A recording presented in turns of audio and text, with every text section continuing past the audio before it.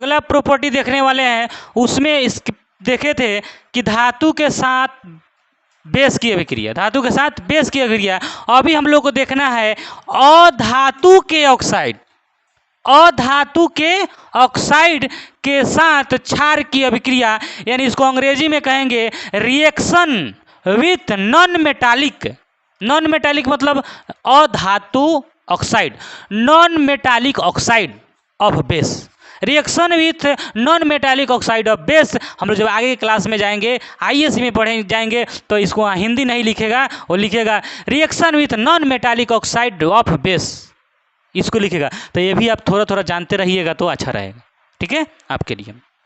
Reaction with non metallic oxide of base, यानी वहाँ पर सब अंग्रेजी यूज होता है। जब अंग्रेजी पढ़ने लगिएगा ना तो हिंदी को पढ़ने का मन नहीं करेगा, सब ने अंग्रेजी अच्छा लगने लगेगा। देखिए ध्यान से, एक को देखिए, जब अधातु के साथ, अधातु के ऑक्साइड के साथ जब क्षार की अभिक्रिया कराई जाती है तो लवण और जल बनता है, लवण और जल बनता है, लवण और क्या बनता है, जल बनता है। तो हम लोग यहाँ पे देखते हैं, इसका समझते हैं कि नॉन मेटालिक ऑक्साइड क्या होता है। जैसे मेटालिक ऑक्साइड, जैसे धातु के ऑक्साइड हम लोग पढ़े थे, उसी तरह नॉन मेटालिक माने अधातु के ऑक्साइड क्या होता है।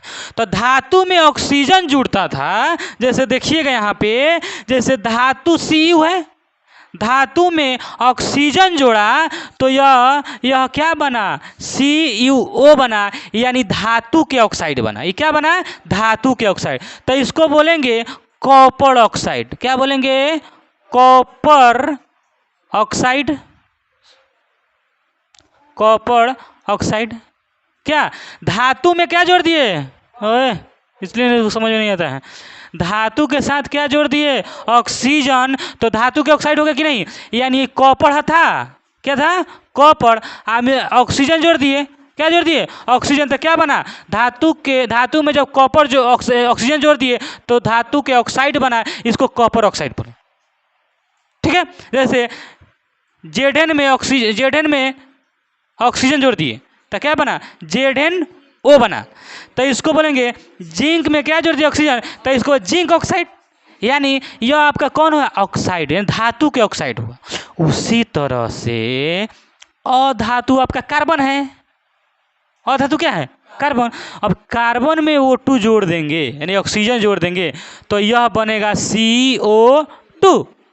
तो ये क्या है, अधातु है, अधातु में क्या जोड़ दिए, ऑक्सीजन, तो यह बन गया अधातु के ऑक्साइड, अधातु के ऑक्साइड, ठीक है, यानी कार्बन डाई ऑक्साइड। कोई दिक्कत, समझ में आ रहा है ना।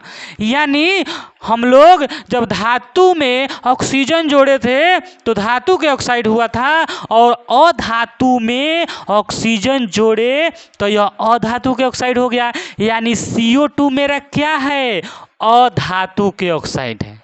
क्या है, जैसे सल्फर, सल्फर में वो जो O2 जोड़ दिए तो SO2 हो गया, तो SO2 भी मेरा क्या है, अधातु के ऑक्साइड है। इसको क्या बोलेंगे, अधातु के ऑक्साइड। इतना बात आप लोग समझ गए।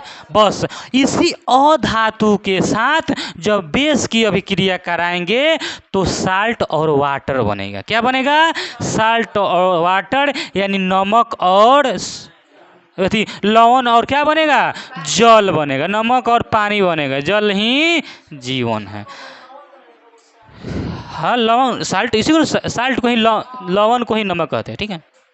चलिए, अब नॉन मेटालिक ऑक्साइड समझ गए कौन होता है, CO2, SO2, क्या है, नॉन मेटालिक ऑक्साइड। अभी बता दिए कि अधातु में जब ऑक्सीजन जोड़ देते हैं तो क्या हो जाता है, अधातु के ऑक्साइड। उसी तरह धातु में O जोड़े थे तो धातु के ऑक्साइड हुआ था। तो CO2 क्या है, CO2 हम ले लिए, CO2 क्या है, अधातु के ऑक्साइड हुआ। तो अधातु के ऑक्साइड की अभिक्रिया जब NaOH के साथ कराई जाती है तब क्या बनता है, बताओ दो, जब यहाँ कराई जाती है तब क्या बनता है। तो ध्यान दीजिए यहाँ पे, अब देखिए यहाँ क्या देखे थे, Na है, CO है, तो A में का जो O है इसमें आएगा तब ना बनेगा। जैसे यहाँ पे लिखेंगे C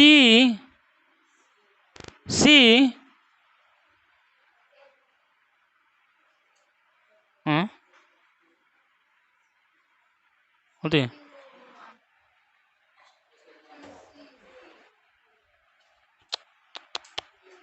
ओहो गलती हो गया, इसके साथ इसकी अभिक्रिया नहीं कराएंगे, 1 मिनट, इसके साथ अभिक्रिया नहीं कराएंगे इसको, क्योंकि कुछ स्पेशल बेस होता है, सबके साथ बेस पसंद नहीं होता है, स्पेशल बेस होता है स्पेशल देखिए, जब सुनिए 1 मिनट फिर से, जब CO2 के साथ कैल्शियम हाइड्रोक्साइड, इसको OH लेते हैं, ये भी आपका बेसे है, ये भी क्षार है, CO2 के साथ कैल्शियम हाइड्रोक्साइड की अभिक्रिया कराते हैं तो क्या होता है, यहाँ पे कैल्शियम हाइड्रोक्साइड, तो देखिएगा यहाँ Ca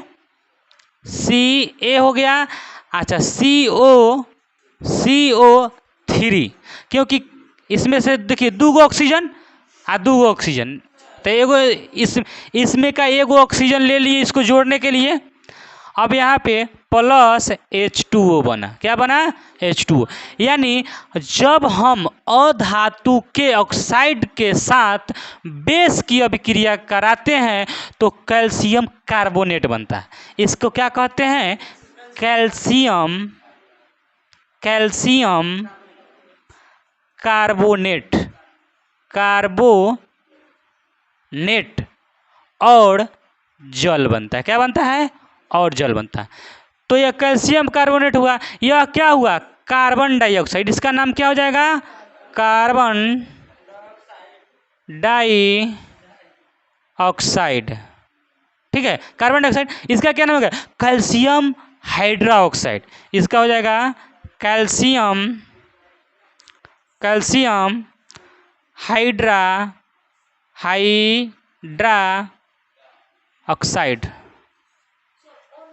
हाइड्रोक्साइड मतलब और नहीं लिखा था, छुप जाता है।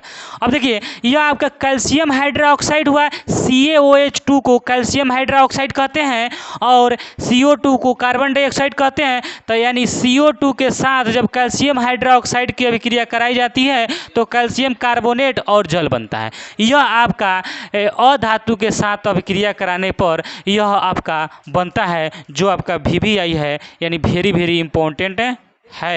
आपको यह एक ही उदाहरण इसमें है, आपको इसी उदाहरण को याद रखना है। अब इसको थोड़ा संतुलित कर लेते हैं, देखते हैं कि सही है कि नहीं।